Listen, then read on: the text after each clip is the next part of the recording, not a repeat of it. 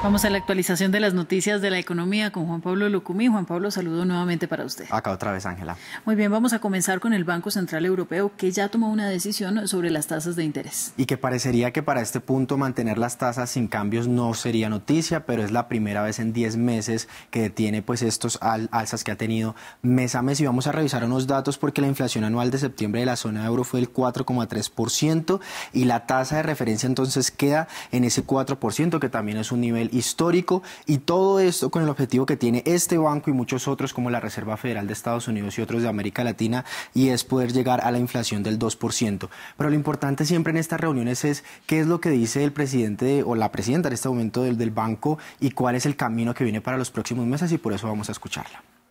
Todavía se espera que la inflación se mantenga demasiado alta durante demasiado tiempo y que las presiones sobre los precios internos sigan siendo fuertes. Al mismo tiempo, la inflación cayó considerablemente en septiembre. Nuestros anteriores aumentos de tipos de interés siguen transmitiéndose con fuerza a las condiciones de financiación. Esto está frenando cada vez más la demanda y, por lo tanto, ayuda a reducir la inflación.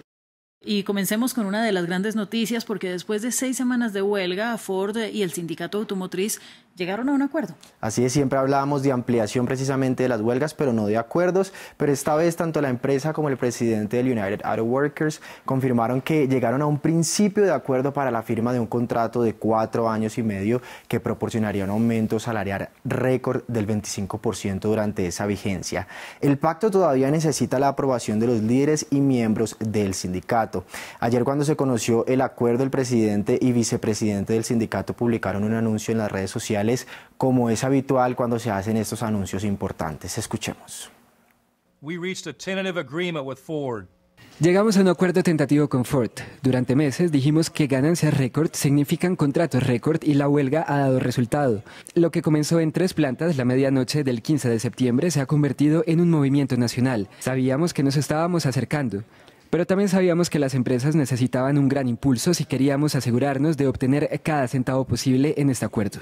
Pues bien, este es el acuerdo por parte de Ford. ¿Qué es lo que han dicho las otras 2 empresas? Vamos a mirarlo, y también la respuesta que daba, por ejemplo, el presidente de Estados Unidos, Joe Biden, que él decía, por ejemplo: aplaudo al United Auto Workers y a Ford por unirse después de una negociación de buena fe. Este acuerdo es tentativo y proporciona un aumento récord a los trabajadores automotrices que han sacrificado tanto para garantizar que nuestras icónicas 3 grandes compañías aún puedan liderar el mundo en calidad de innovación. Recordemos que este presidente ha sido uno que históricamente se ha unido a los piquetes, y pues esto no sucedía hace muchos años. General Motors, para responder a su pregunta, dice que estamos trabajando de manera conjunta con el sindicato para llegar a un acuerdo, algo muy similar que dice Stellantis, que dice pues estamos llegando también a un acuerdo tentativo que permita a todos volver a trabajar lo antes posible, que es al final lo que todos quieren, ¿no? Pues sí, no hay más que hacer, Juan Pablo.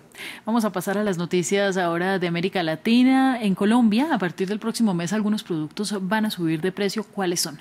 Pues son los productos ultraprocesados y las bebidas azucaradas. Ayer la Corte Constitucional de Colombia, con 8 votos a favor y ninguno en contra, avaló el impuesto a estos productos, que entrará en vigor a partir del 1 de noviembre, por ejemplo, para nosotros que compramos los productos acá en Bogotá. El Ministerio de Hacienda ha dicho que son solo 21 de los 443 artículos de la canasta básica del índice de precios al consumidor, que recordemos es importante porque de todo esto el Departamento de Estadística de ese país mide la inflación, y se trata de todos aquellos productos a los que se les ha añadido azúcares, sal y un alto nivel de grasas por encima de los estándares que ha puesto el Ministerio de Salud.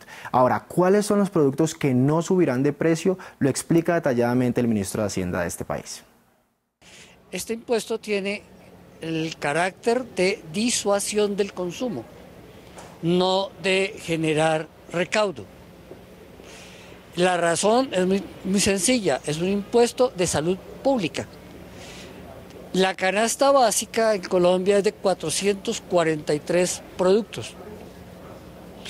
Este impuesto no grava ni frutas, ni verduras, ni tubérculos, ni verduras, ni hortalizas, no grava leche, ni huevos, ni pollo, ni grava carne, ni pescado, ni cerdo, no grava granos, no grava pan.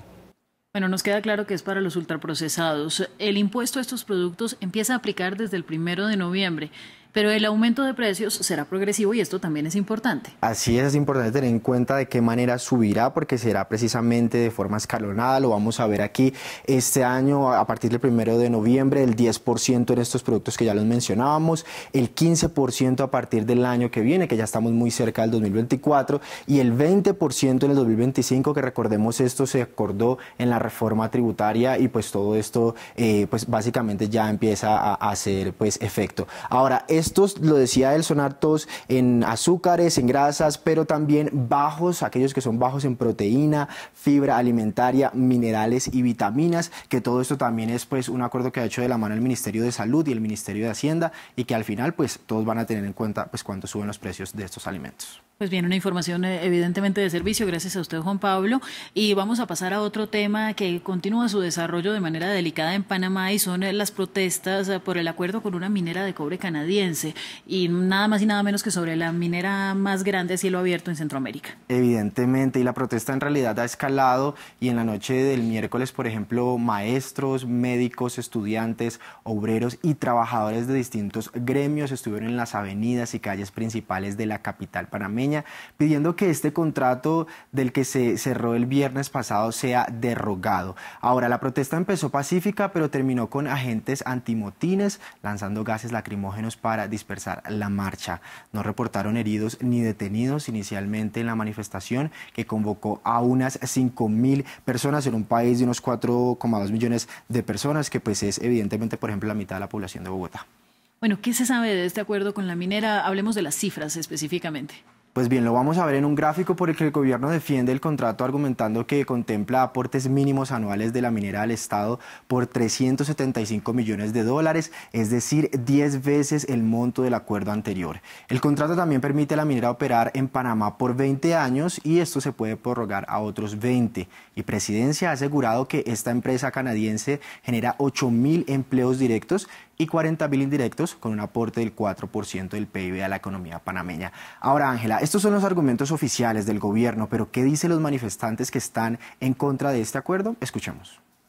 Ok, rechazamos el contrato minero, uno, porque la cantidad de dinero que el contrato garantiza para el gobierno panameño no alcanza en el año ni siquiera para un mes de planilla estatal. O sea que todo el saqueo que están cogiendo nuestros recursos naturales y que se van a llevar al extranjero no alcanza para pagar la planilla de la gente de medio ambiente, de la gente del gobierno, no alcanza. Ahora sí los indicadores. Y le cuento que aunque ya está la apertura de Wall Street, todo se enfoca en este momento en el Banco Central Europeo. Wall Street abrió mixto, solo con el Dow Jones reportando leves ganancias. Intel y Amazon, lo decían, reportan también sus informes este miércoles después del cierre de Wall Street. Asia cerró mixta, mientras el presidente de China continúa sus reuniones con varios líderes de América Latina hablando de los proyectos de las nuevas rutas de la seda. Europa sigue operando y lo mueve evidentemente el dato de mantener las tasas de interés sin cambios del Banco Central Europeo, y nuestra región cerró también mixta. Aquí el dato a destacar es Argentina, con unas ganancias cercanas al 5% después de una caída del 12 y 6% en las dos jornadas anteriores. Y finalmente, la cifra del día. Así es, y tiene que ver con el número de personas que han huido de sus hogares a causa de guerras, persecuciones, violencia y violaciones también de derechos humanos en todo el mundo. Este número ascendió a 114 millones de personas, es decir, 5,6 millones más que a principios de año, según datos de la Agencia de Naciones Unidas para los Refugiados, ACNUR. Estos datos son del más reciente informe de este año, con corte en septiembre, y en estos números todavía harían falta los 1,4 millones de desplazados internos que hemos estado hablando en Gaza. Con esta suma, el número de personas desplazadas se podría comparar, por ejemplo, con la población de un país como Japón o México, por ejemplo, la cuarta economía del mundo y la segunda acá en América Latina. Según ACNUR, esta cifra récord la impulsó en su mayoría la guerra en Ucrania y los conflictos en Sudán, la República del Congo y Myanmar, además de distintos escenarios como las sequías, inundaciones, la inseguridad en Somalia y una prolongada crisis humanitaria en Afganistán y Siria. Así que pues son varios conflictos y varias complicaciones que pues evidentemente impulsan hasta este récord. Bueno, muy pertinente para los días que vivimos. Gracias, Juan Pablo. Mañana con mucha más información. Acá lo espero.